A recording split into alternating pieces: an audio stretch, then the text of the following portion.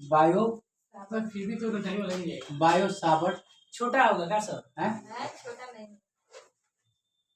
Topic है ये। ओए नहीं बोले बायो सावर्ट नहीं। ये नियम किस लिए लाया गया? इससे पहले बहुत सारे नियम हम लोग देखे ना, ठीक है ना। चुंबकीय क्षेत्र निकालना जाने, ठीक है। चुंबकीय क्षेत्र क्या होता है वो देखे, ठीक है ना। उसके बाद चुंबकीय क्षेत्र के कारण बल उत्पन्न होता है वो देखे। अब बल कब एक स्थिर आवेश था उसके कारण देखे कि चुंबकीय क्षेत्र में जब एक स्थिर आवेश रहेगा तो बल कितना लगेगा। फिर उसके बाद देखे कि कोई चुंबकीय क्षेत्र है, ठीक है, और उस पे कोई एक चालक तार रख दिए तो उस पे बल क्या होगा। एक कोई चालक तार रख दिए तो उस पे बल कितना लगेगा। उसके बाद फिर देखे कि कोई एक समान चुंबकीय क्षेत्र है, एक कोई समान चुंबकीय क्षेत्र है। उस चुंबकीय क्षेत्र में किसी आवेश को हम क्या करते हैं, गतिशील करा देते हैं। वही यह धारा मतलब गतिशील कर रहा है, इसका मतलब चालक कोई तार होगा उसमें आवेश क्या होगा, प्रवाहित हो रहा होगा, गतिशील कर रहा होगा ना। तो उसके कारण कितना बल उत्पन्न कर रहा है, चाहे वो जो वेग है वो कितना मतलब वो कितना होता है देखे थे ना जी। लेकिन इसके बारे में हम नहीं बताए थे कि अगर कोई धारा प्रवाहित हो रहा है तो उससे कुछ दूरी पर चुंबकीय क्षेत्र कितना होगा है। किस नियम से जानेंगे जी? बायो सावर्ट नियम से। किस नियम से जानेंगे? बायो सावर्ट नियम से। ये दो साइंटिस्ट थे कितने थे? दो। एक बायो, इनका नाम ही था बायो, क्या था? एक बायो थे, एक सावर्ट थे। क्या थे?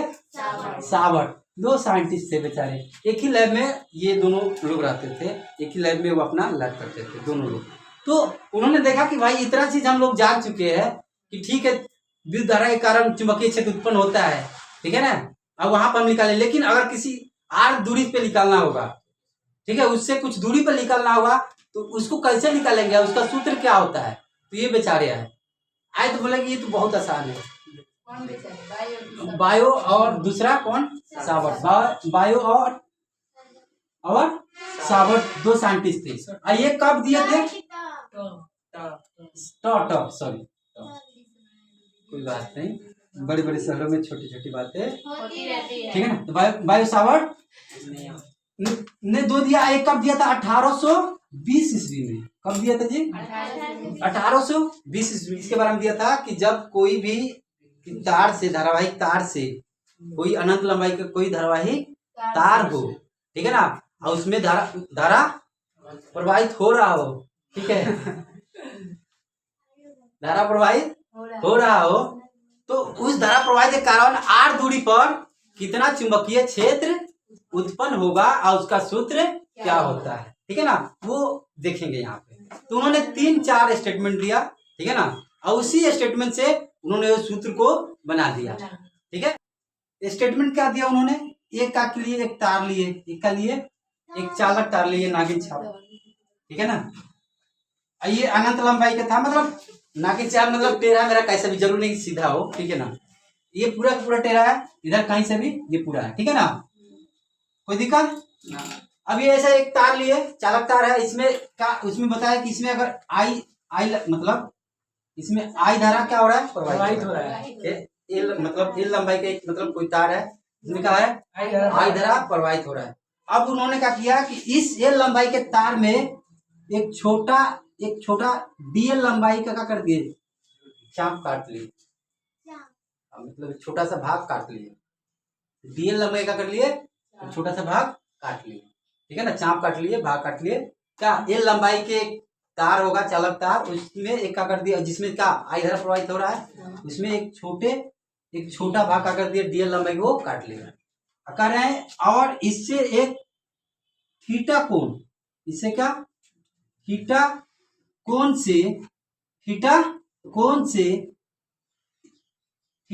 से यहाँ से दूर बनाते, यहाँ आई, यहाँ पे लिख देते आई, ठीक है ना।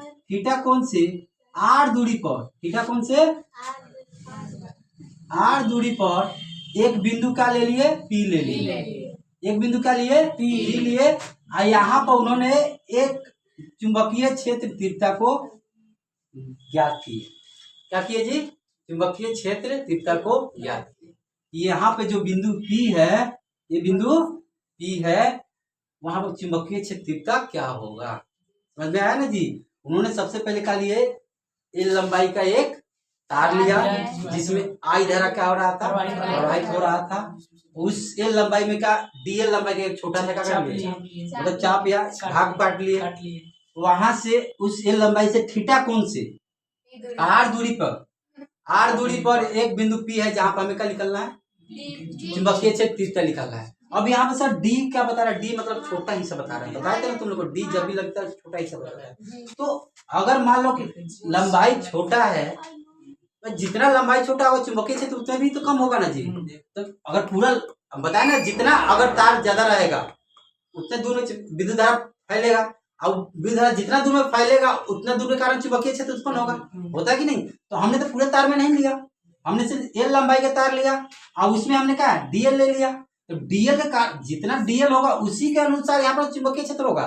तो अगर ये डीएल है तो यहाँ पर मान लेते हैं कि यहाँ पर जो उत्पन्न हुआ होगा वो भी छोटा ही होगा, उसको भी हम मान लीजिए डी भी है, लेकिन कितना है हमको नहीं पता है।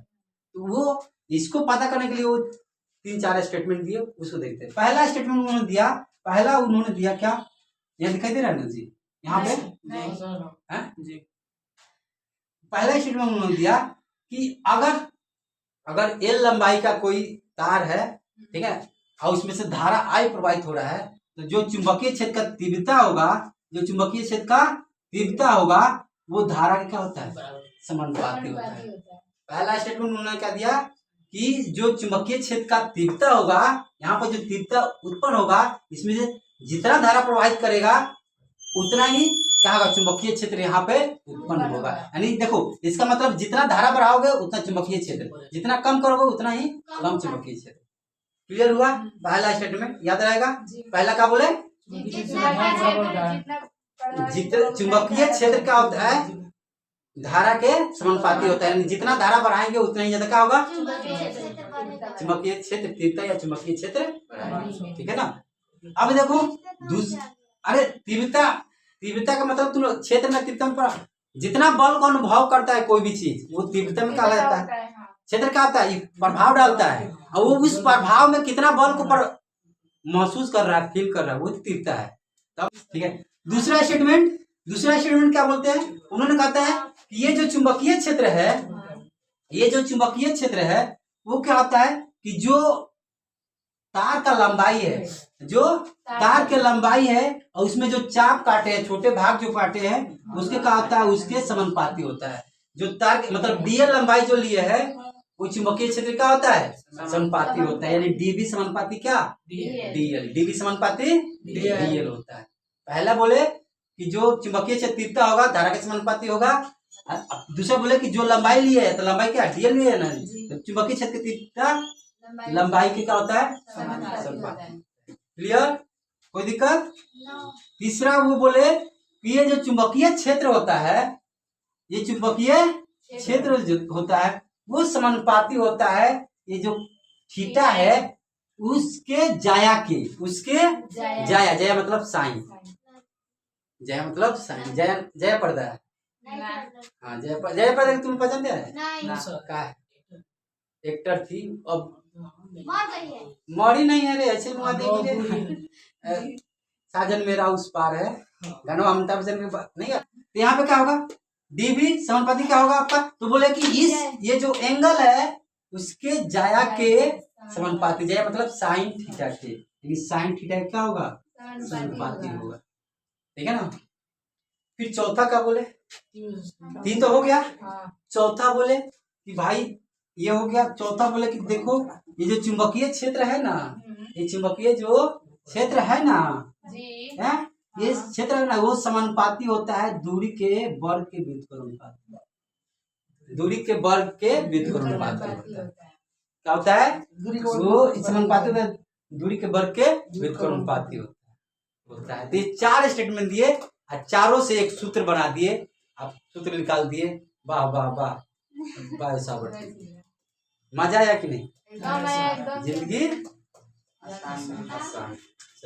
अब कुछ नहीं करना है, बस सारा चीज सामान तैयार हो चुका है, चीनी सूजी सब तैयार है, पानी वानी अब हलवा बनना है। बना देना है। क्या करना है? तो समीकरण 1 से 1, 2, 3 एवं 4 से क्या से 4 से लिखोगे। अब देखो समानुपाती है ना जी। अब तीनों तो ये तो समान है ना जी, तीनों की जगह पे इसको लिख सकते हैं। तीनों का है गुने में ना है, तीनों को हम डायरेक्ट लिख सकते हैं कि नहीं। डी ये पूरा ना लिखकर डी समानुपाती हम लिखेंगे क्या? आई लिख दिए। यही ना डी भी समानुपाती किसके? डीएल के। यही लिख देते हैं क्या? डीएल। कोई दिक्कत? यही समानुपाती के साइन थीटा के। क्या लिखते हैं? Sine theta. यही समानुपाती किसके? 1/r²। इसको ये कर देंगे 1/r²। तो कोई दिक्कत यहाँ पर? यहाँ तक इसका दिक्कत समझ में आया? चलिए अच्छी बात।